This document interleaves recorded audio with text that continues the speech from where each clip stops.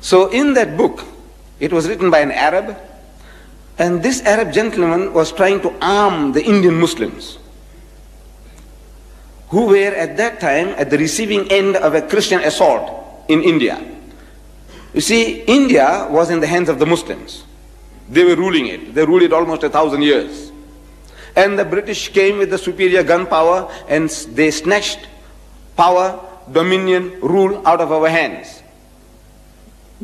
And they felt, and they thought rightly, that if at any time anybody would give them trouble, it will be the Muslims, because they had tasted power, tasted dominion, tasted rule, and once you have tasted it, you aspire to get it once more back again. So he said, if we can convert these people, if we can make them to turn the other cheek, we can rule India for 1,000 years.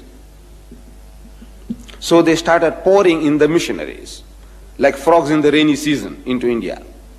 And they started mastering our language and wanting to debate with the Muslims.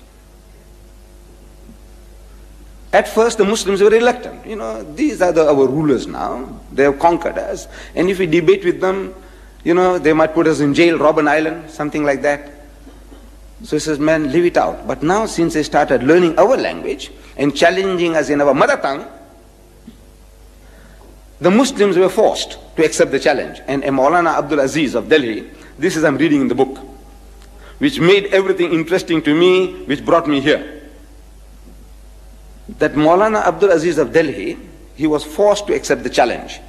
It was a certain reverend founder who was the head of that movement, missionary movement. And according to the appointed time and date, the debate started.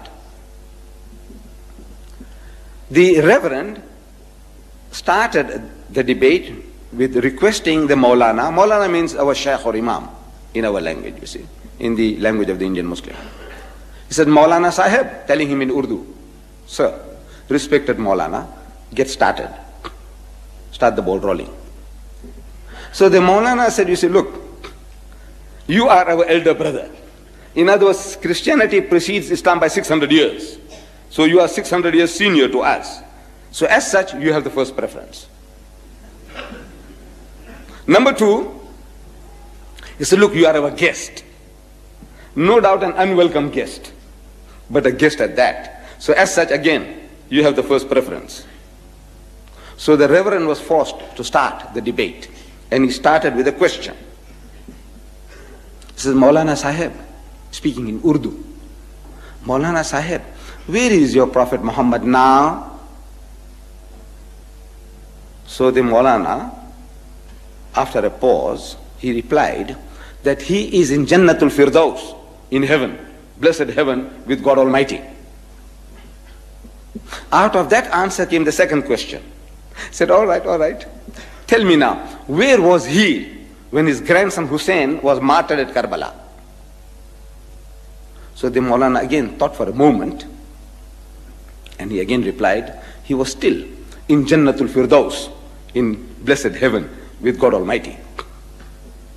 Out of that answer came the third question. I'm reading this in the book. He said, all right, now Maulana Sahib, look, if your Muhammad was with his Allah, as you say, and while his grandson was being butchered, Shaheed, at Karbala, didn't he ask his Allah for help? He said, look, my grandson is being butchered, please, have mercy on him, save him. So there was a long pause. And the Reverend couldn't hold his peace. He started stamping his feet. Come on. Didn't he? Didn't he ask his Allah for help?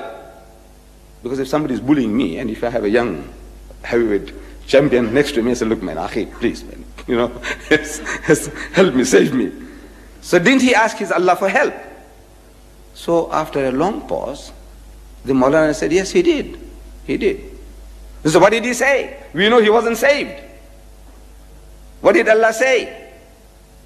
And there was an inordinate pause, undue pause. So the Reverend again started stamping. Come on. What did he say?